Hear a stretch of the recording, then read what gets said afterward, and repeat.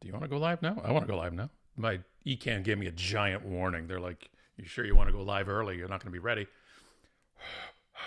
Apparently, I'm not ready. So, hello. I don't know if anybody's saying this, but that's how life works.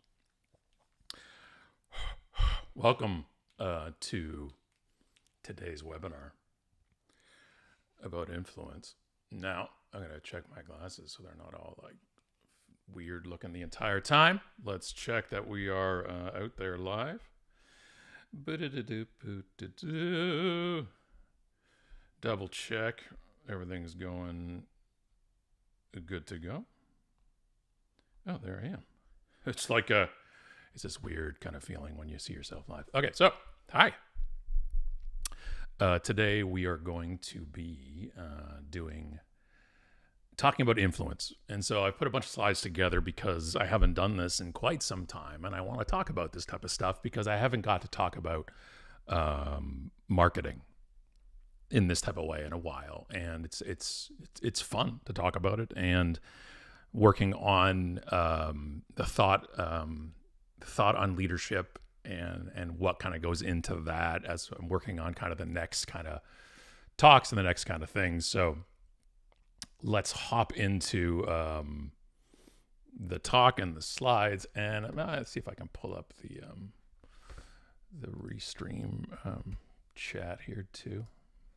Maybe we can try and see what it does. And I have to log in first, which is, of course I have to log in first. That's just how this stuff works. That's how all of this works. So you can, it's not convenient for anybody at this point, and it doesn't work. Go. Forget it. What is the other things? All right, people, thank you for your patience. I appreciate you all. Let me get rid of this, whatever that is. All right, now we're back. Now we're rocking and rolling. My man.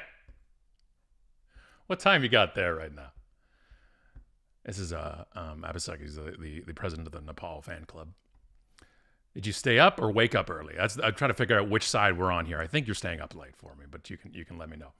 So let's hop into the slides and talk about what influence and where this kind of goes, because myself, along with many people back in the day in 2009, 2010, 2011, 2012, were part of kind of the original group of people on Twitter it was growing, it was getting bigger, and it became influence. That we could influence people in real time on a day-to-day basis. And before that, it wasn't exactly like that. So social media really started opening up this, individuals and just, regular people as turning into influencers. And we started getting brands started coming to us and talking, and because the funnel started shifting. And let me pull up the funnel and talk about it. So obviously, this is us. How you doing? Good to see you.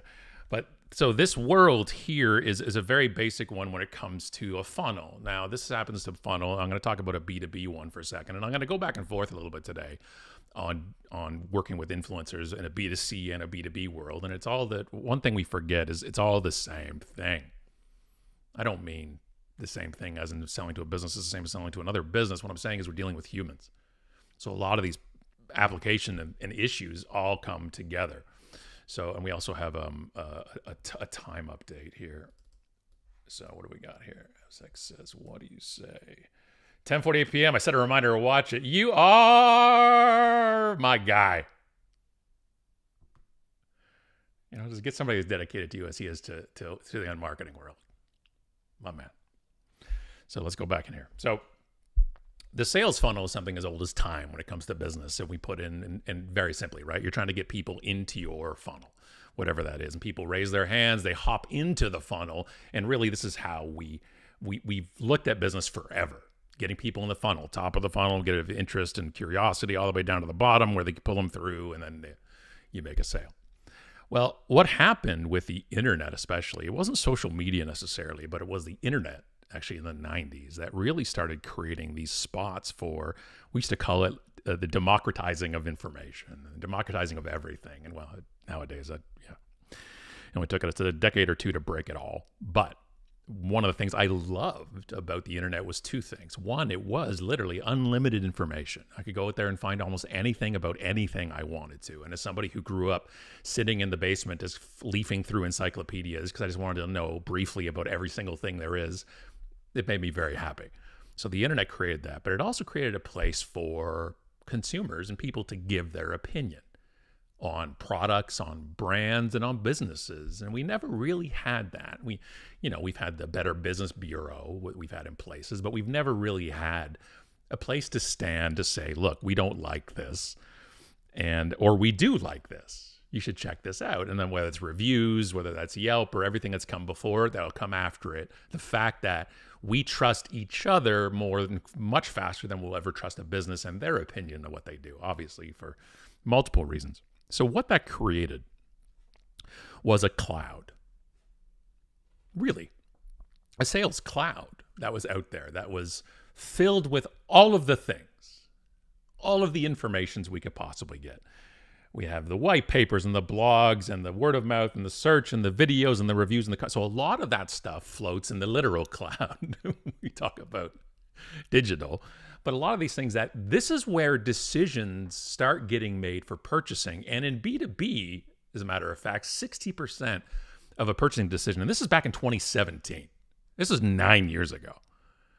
Has this gone up or down, do you think, with the amount of information that's out there?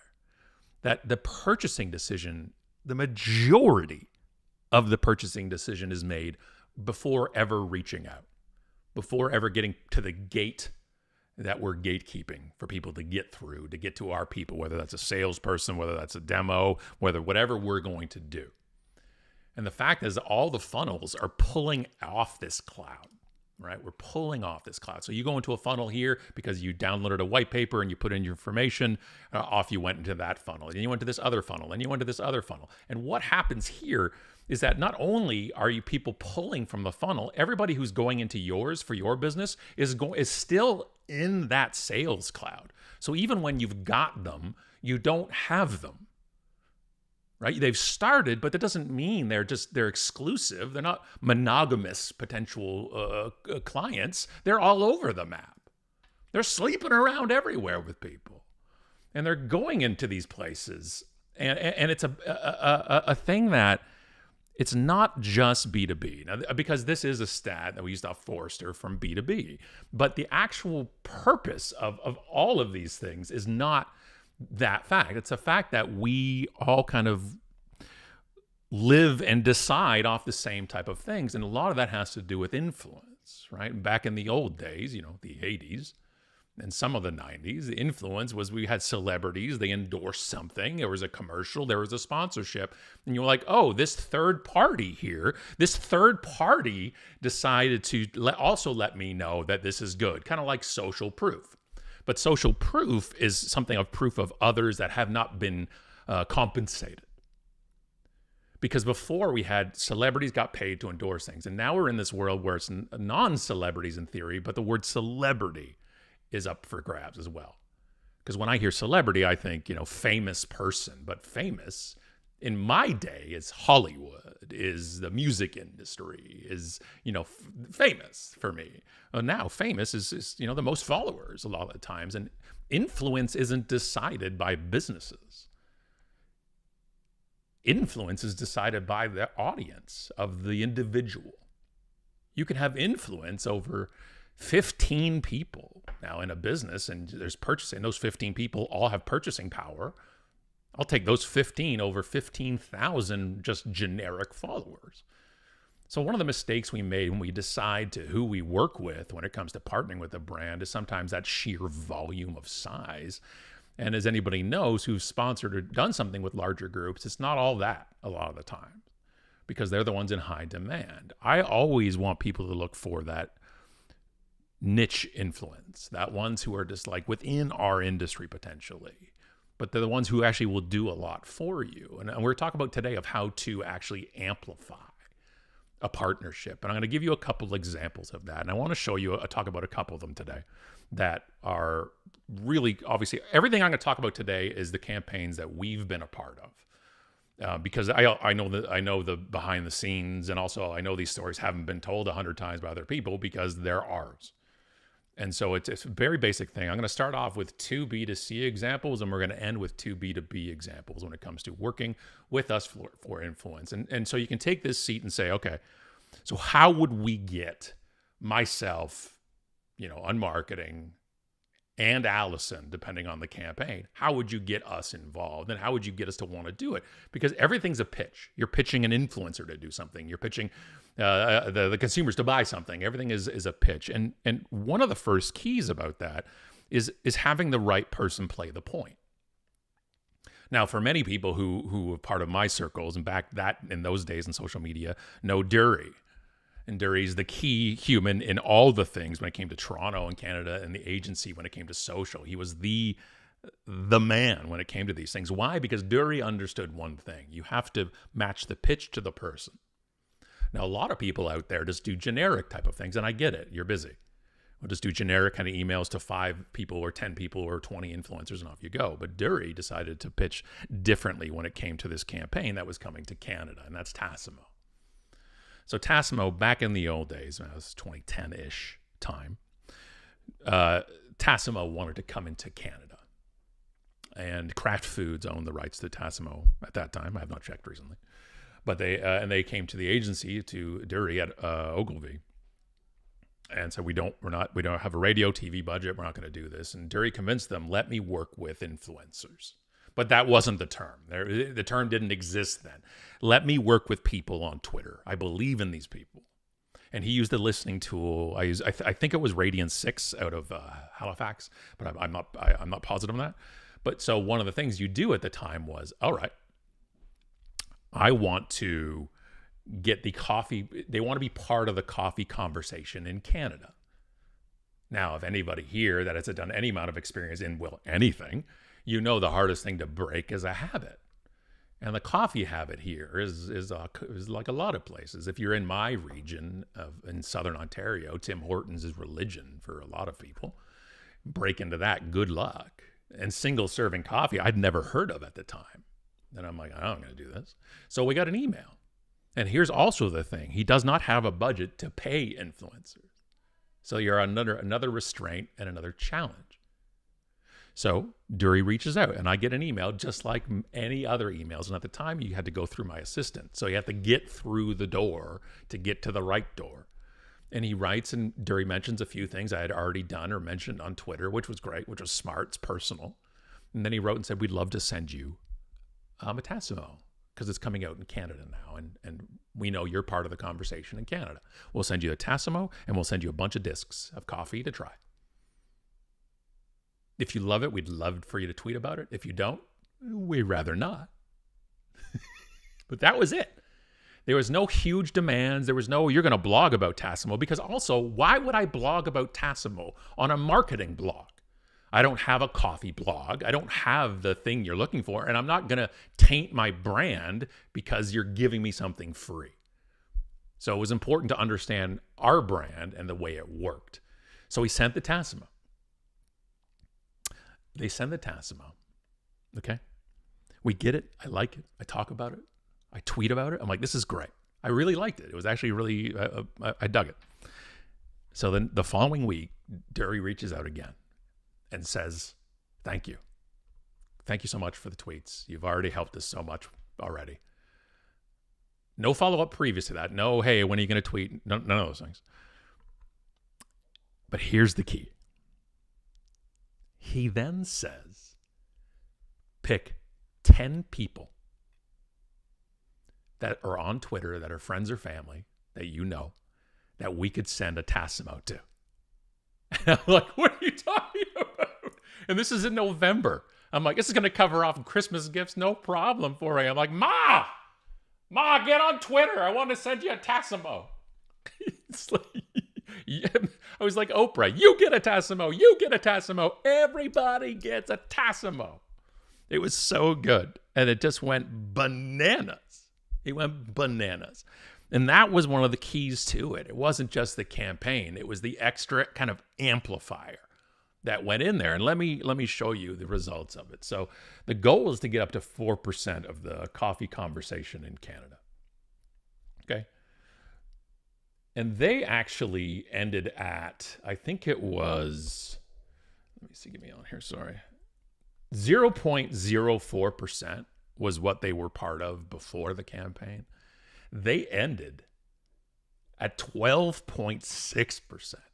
So they almost tripled that goal of the conversation. And that's when it was over. That was almost the plateau level that it kind of stayed at for a while, which was incredibly impressive. And that was that. It was because Dury used the awesome amplifier. And it's the one thing that's not used as much. You don't have, this is specific to working with influencers and partnerships, but this is anything. It's that kind of surprise and delight type of thing. It's a thing you were not expecting. We have a scope of work in our businesses, right? And there's an agreement, and this is deliverables. This is what we deliver, and this is kind of what we look at. And we're always like, don't go outside of scope, or that scope creep that can happen. Dury looked for this, and this is one of the reasons why we start looking for this, is we look to go outside of scope. That's the goal, is to try to get him to want to go outside of scope. Because then literally we talked about it 10 times more than I was contracted to, because he did the thing. He did the thing that was awesome. Everybody wants people to talk more than they're paid for. Everybody wants to do more than they're paid for, but they don't realize what it is to make it happen. It's doing the awesome stuff. It's doing the fun thing. And I'll give you another example of it. Here's another example. Back in the day, when Magnum ice cream came to Canada. And they were coming in as the fancy pants ice cream, the bougie, if I may. And what better person to represent bougie than this guy? Obviously bougie. But here's the challenge. Who do you go after? Who do you find? Again, that will help you. But in this time also, we already burned the Tassimo Oprah move. And it works so well, but also we also saw the results of how well it's working. So what are you going to do now? Although I might take free ice cream, but maybe. But now we've shown you. Now there's proof of results. So they showed up, and Dury knocks on the door again. This time with money in hand. And he says, can we give you $30,000 to eat Magnum ice cream? And I'm like, you want me to pay to eat ice cream? I will. He's like, no, we pay you. And I'm like, what? Oh, yeah, of course. On one condition. The client realizes I'm not posting about ice cream on the unmarketing blog. Again. Everybody wants to, especially back then, everybody wanted the blog post. And I'm like, this is a marketing blog. I'm not going to talk. By the way, what did I talk about on the unmarketing blog originally? Tassimo, because they had an awesome amplifier. So I ended up writing about it. But this time I'm like, absolutely not. I'm not going to be talking about it. So they're like, 30 grand, eat the ice cream, talk about it, and come to an ice cream event in Toronto, which I almost got not allowed into because I was wearing jeans. And it was a club. It was 4 p.m. in my defense. It's 4 p.m. on a club on Queen Street in Toronto, I think.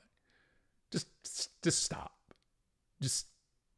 Okay, they were nice jeans, though. Like they only didn't have too many holes in them. So anyways, we did that.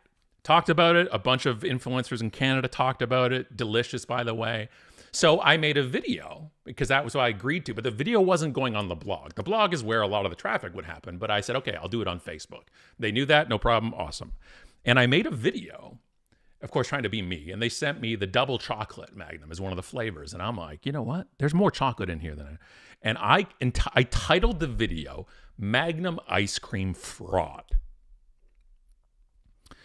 which is a gutsy thing to do if you don't want your client to have a heart attack.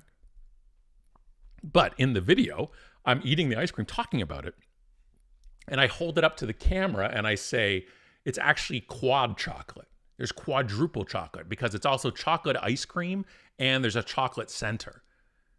And all they were talking about double chocolate was like a double outside, like a shell. And I'm like, this is quad. This is quad. So as we talk about it, I did the video. You can see here the data. You have a couple things: President's Choice ice cream, drumsticks in there, and then Haagen-Dazs, and then 2 parts is Magnum. Magnum in the purple is just Magnum in general, and then the Magnum Air contest, which was becoming an heir of the Magnum fortune. And one of the part of this promotion is they brought in, this is like 2012, I think, 2011. So it was a different time and age. But I think it was Ivana Trump that they paid a bucket of money to also do this. So that one of those spikes, the second spike is the Trump spike in that, okay? And which is great, right? You pay a lot. You paid much more than I was paid to do these things. But they do, so this happens, right? Spike, and it happens, and it's great, and everything. And they got the numbers. They got some numbers they wanted to. But then again, how do we make this an awesome amplifier? So this is what happens. I get a phone call from Dury. And Dury says, "Are you home right now? I'd like to pop by. The client has done something they've never done before, and I have a gift for you." And I'm like, "Is it more ice cream? If so, yes, please." And he shows up to my house, and he drops off a box of Magnum ice cream. But the box is different. The company had this manufactured. Magnum Scott Stratton's quadruple chocolate in an actual full box, all the things. So what do you think I did next? I blogged about it. Again. When I said, I think it was Dury's goal, just to get me to do something I said I wouldn't do every time. I blogged about it. I talked about it.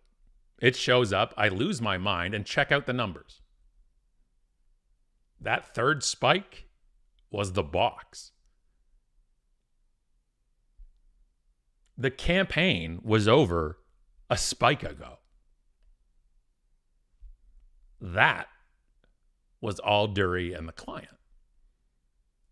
They decided to amplify this type of thing, which was a really, really important thing. My man, what you got? Says, "I really wanted to ask you about the KPI. It wasn't about sales. It was about coffee conversation. Share a voice on Twitter. Do people still do it? How can someone have such a clear marketing objective?" Which is great. Yeah, and it was that because they had equated share of conversation to eventual sales. And because you can do things on sentiment, positive and negative sentiment. One of the things about Magnum ice cream, actually in the charts we had for it, was also they were kind of gauging positive versus negative sentiment, which is really important too. And I think that the question is, do people still do it? It's up for debate. The question is, should they, is always yes. And I think that because if you're not part of the conversation, you're also not part of the sales a lot of the time, especially when it comes to consumer products. So I still think it's certainly a really important side of stuff for sure. So that's on the consumer side of stuff.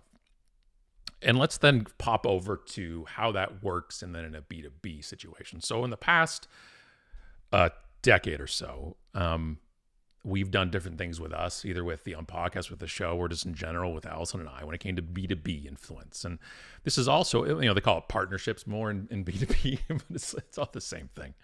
And so let me walk through, because I want to walk through two things. I want to talk through the scope of work that you're supposed to do when you do things, but the scope of awesome that happens when you're just doing things even better. So I'll give you the example that a lot of people know is Emma with us. Emma was a 2-time sponsor over multiple years of our show. And they had approached us originally. We had joined, so Alice and I did the show, and then we joined CBS's platform, Play.it. And the thing there was a revenue split, and they'd bring in advertising. But one of the things they gave us was a rate card. And what the rate card did is allowed us to see how traditional broadcast media was sold in advertising. And so we got to see the rate sheet, because for all I know, it's $9. I have no idea how much this stuff costs. And so we showed it, and it showed different tiers of sponsorship. And it showed us this platinum tier. It showed us platinum tier was like $150,000 for the year. So about $12,000 a month or so. And in that sponsorship of a weekly show, you would get your sponsorship brought to you by at the start of the show, and then a live read during the show, plus a lot of banner, like a bajillion banner impressions, and that's kind of how that kind of stuff works. So let me show you kind of exactly what I mean by this. So they come to us and they're like, hey, so we got this rate card. We're like, okay, this is how all the rates work with traditional media, but we realize they're still not getting the value we think we can give them. So Emma, it was Cynthia showed up. And Cynthia Price. So Cynthia showed up, VP at the time of Emma, and says, hey, we'd love to sponsor the show, and it was her idea that started all of this. She's like, if we sponsored the show, would you come keynote our conference, Marketing United? Because they didn't have the budget set in Marketing United to pay for my keynote fee. And I said, you sponsor us for a year, I'll come to Marketing United and another one you're doing. Like, that's awesome. That partnership to us is great. So let me show you. This is the original scope of work we were given by CBS and shown to Emma.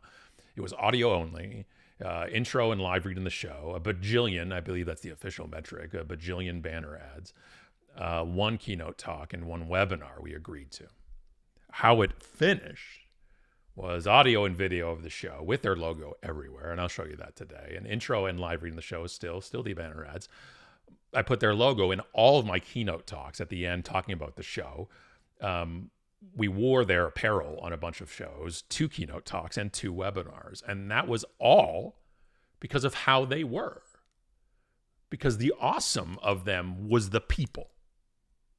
That's kind of the trick with all of this. The key to partnership, the key to marketing is you. The key to marketing is your brain. The key to marketing is realizing we don't have to do all of this crap the same all the time. The reason why we did everything possible for Emma was the people, was the team. Because this was the original thing we were supposed to do. Right? There's the album cover brought to you by Emma in the corner. This went on, obviously, wherever the podcast went. It's the album art. This is the show. We didn't have to do the video for them. It wasn't part of the agreement. But now their logo's on there. Plus, the logo is on our mics. It's coasters. We just stuck them on the mics. And I'm wearing one of Emma's shirt, which is just the glasses of Emma on it. And that was, again, we upped what we were doing because of how excited they were for everything. And it was fun. It was fun. It's one of the things forgotten, not only in business, but especially in B2B. It's like you're not allowed to have fun. Passion is contagious. When you're enjoying an activation, the audience is enjoying the activation so much more. And then you want to do more. And again, and not once did we look at the scope of work. When we decided to pitch this, the Live in Nashville on podcast, we just reached out to our team there, whether it was Jamie or Rachel or Kaylee, or so many incredible people we got to meet there. And none of them are there now. And so many incredible people that we met there that we said, hey, why don't we do this? And they're like, okay, cool. So what do you want us to cover? I'm like, hey, okay, look, if you will do this podcast, we will, you put us up and fly us down. We'll go pick up the catering barbecue for the gig and this and this. And we just worked it out. We made it work every time. And we didn't do a new contract. We didn't revise the scope of work. We're like, is this going to be fun? Let's go. And let's go do it. And that's what we did in Nashville. We brought the crew down, and then we went down there again. We held a contest. We did a contest for the Marketing United conference. This has nothing to do with the contract again. We reached out to say, this would be fun. Why don't we do a contest for your people, for Emma's customers, to come and hang out with us at Marketing United and have some barbecue? Because we also talked about barbecue on the show in Nashville. We're like, hey, who wants to come have it? And we did a contest. They ran a contest. That's Rachel there sitting down with a friend of hers that came. And then there's us plus the crew, part of the crew from the show. We went to Peg Leg Porker in Nashville. It's the best pulled pork I've ever had in my life. Get it naked, no sauce, by the way. Just get it straight up. So this is the dinner we had, and that was the point. And again, people are like, well, okay, so where did they do the thing that made you want to do the thing? They didn't. It was always them. They were so excited to be in this process. We just kept trying to one up each other. And then they made shirts. And it says, Emma is one of the 7. You have to understand the impact of what Emma doing this shirt meant. For the Unpodcast, we've been doing it for quite some time. We've done 350-something episodes, I believe.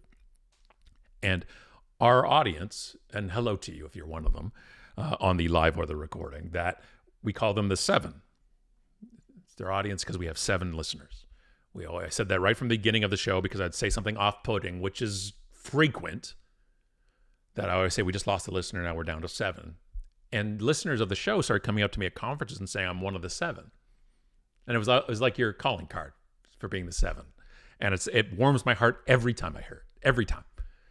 And so they made these shirts that Emma is one of the 7.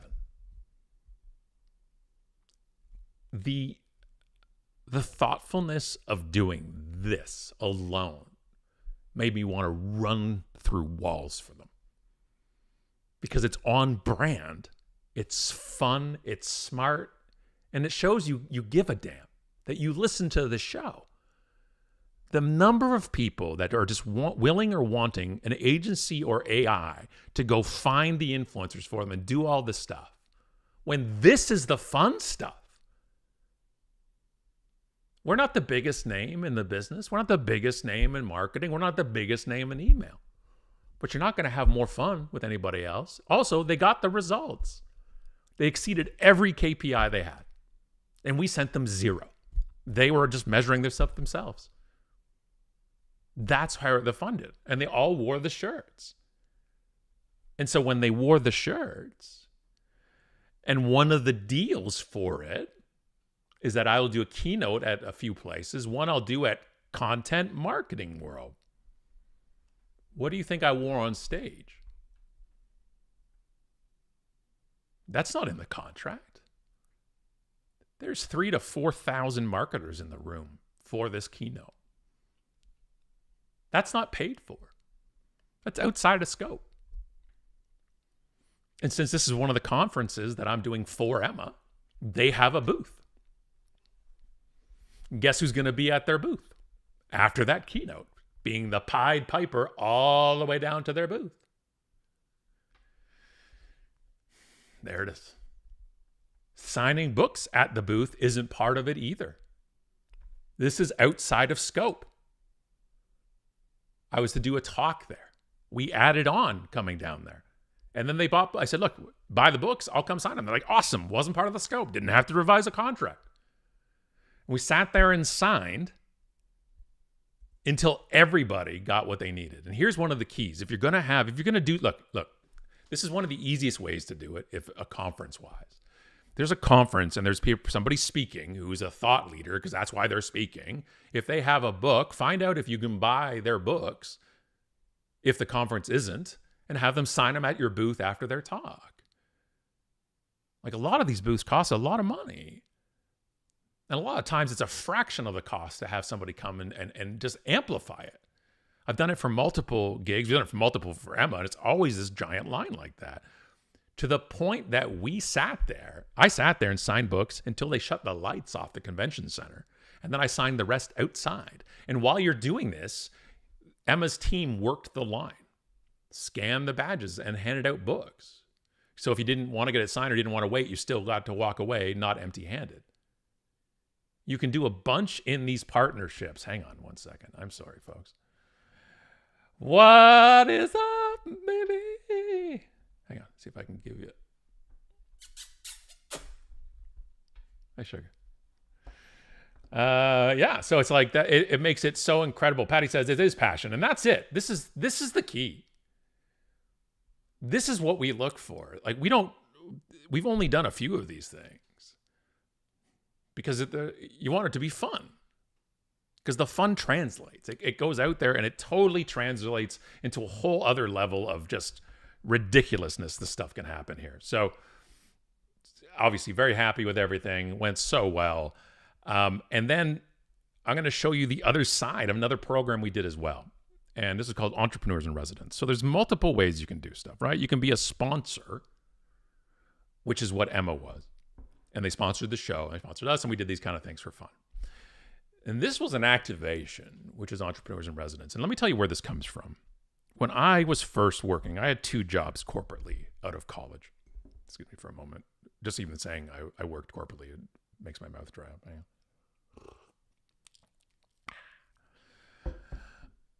Okay, so my job was Goodwill Toronto HR. And my other one was I was a sales trainer at Polyair. This guy.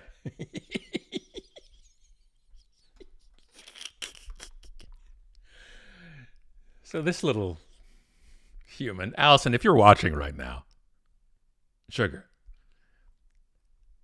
if you walked out on the patio at Williams, I was going to say, and this guy's waiting for you. I don't know if it's far off. I guess at the time, it's about what the facial hair was. So scratch that. You might have walked out to this person on the patio as well. Anyway, so why I bring this up is because my job at Polyair wasn't. I wasn't a sales trainer for our salespeople. I was a sales trainer for our customers. So my job was training distributors of products, some of which were ours, how to sell products. And I was kind of blown away when I originally heard that and saw that. But it's true because we have competition. I sold bubble wrap. It's packaging, but it wasn't bubble wrap. Bubble wrap is a trademarked property of a company called Sealed Air. We had a product called Durabubble. They still have a product called Durabubble, I assume.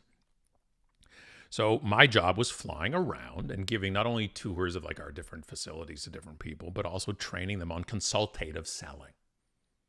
That your job isn't to sell packaging material at the cheapest rate to your customers, Mr. or Mrs. Distributor.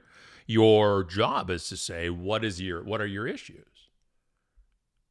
Instead of saying, maybe you don't want the bubble wrap cheaper, you're actually just not supposed to be using bubble wrap for that application. Let me show you a whole different product, and it even could be cheaper. I had to convince people that potentially the product they were going to sell would be less margin in that situation, because overall, it's better for your business because you're helping their business first instead of your bottom line first, and that creates lifelong relationships for people. So that's what I would train people to do, and that gave me the inspiration to try to do that for other companies. And we ended up doing this for MCAP here in Canada. MCAP is the largest mortgage fund. That is not a bank, pretty much. I don't know. Apologies to my MCAP friends if I messed that up. They're a giant fund in Canada for mortgages. So their customer are mortgage brokers. Not all of them. You have to qualify to be able to be a broker on behalf of MCAP. So their clients are business owners themselves, mortgage brokers. And just like a lot in the real estate industry, mortgage brokers work a lot like realtors, which is their own business. They're like pseudo-entrepreneurs pretty much, just within a certain vertical. They make or break it based on their own effort and what they do. And so our job was then to do some training for them and decide that, hey, we're going to. So we talked about it. It was with Megan, the VP of sales there for MCAP, who's awesome. We love her. She's on leadership, actually. And we just talked one day. And it was one of those things, again, there was no planned pitch for this. It was talking and saying, okay, Megan, you're awesome. We did a webinar for MCAP, and we're just like, let's keep this going. Let's do something fun, because at this moment in the industry, mortgage rates started going up and brands started pulling back on marketing spend, which is an incredible time to double up your value on your spend. Because when people when they pull back and you pull forward, the gap between you and your competitor is just even wider. So everybody pulls back. we launched this Entrepreneur in Residence program. And what this is a 6-month run. Starts in the January of that year and ends at the National Mortgage Conference trade show.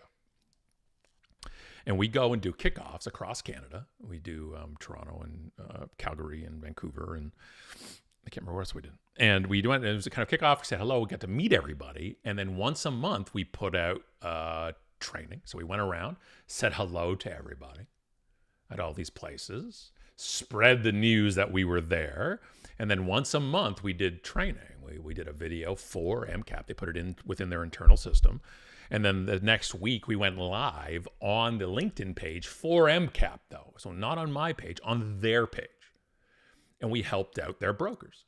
And we talked about the training that month, went back and forth, because the goal here wasn't to hear ourselves talk. The goal is to help their businesses, right? Because the goal is, because the more we help their business, the better MCAP looks. So we had this, we did the sessions, we did live, we ended up at their, and this is where they did the Awesome Amplifier as well. Not only did they give us these shirts, MCAP and on marketing. Thank you so much. Oh, I kept Emma down there. I'm so sorry, MCAP. Just ignore the Emma down there. I'll fix that later. But they put it on the logos on the shirts, and then the booth. This is at the Metro Toronto Convention Center, and this is us at the mortgage conference. All over the booth. Plus, they put us in the in the video as well. And it was great for the ego. It was killer for the ego. And then we're in the booth doing the things. And we did live hot seats with mortgage brokers based on their questions about business. But the other thing we did, the final thing we did, I want to show you, is this. This was one of the keys as well. We set up a custom email just for MCAP's brokers to email us any questions, anytime, about anything in business. One of the brokers emailed and said, I have an idea for a podcast. I'm not sure about the name. I'm not sure about doing the podcast. And the thing about people in real estate, they'll always have their cell number in their email. Always. Plus, realtors will have PS, I'm never too busy for your referrals. Always. So I called her from the email. I called her, and she's like, hello. I'm like, hey, it's Scott Stratton. Just got your email. But she's like, what?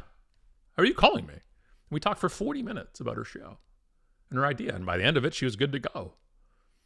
Giving people stuff your competitors can't is a huge win for a lot of these places. But again, at the end of the day, it's that awesomeness that really did all of those things. All right. That's all the slides I got. It's 42 minutes. It's pretty decent, right? For a first run through. I dig it. I don't know. I don't know if anybody else dig it, but I dig it. Have a sec. Thank you so much for hopping in and staying up, my man. I was going to say, I hope I didn't put you to sleep, but I think that's the part of the goal, though, too, if you're going to go to sleep. So, I don't know. Also, I got to get out there sometime. We got to do something out there at some point. I don't know what we're going to do, but we'll do something. Because it would be fun.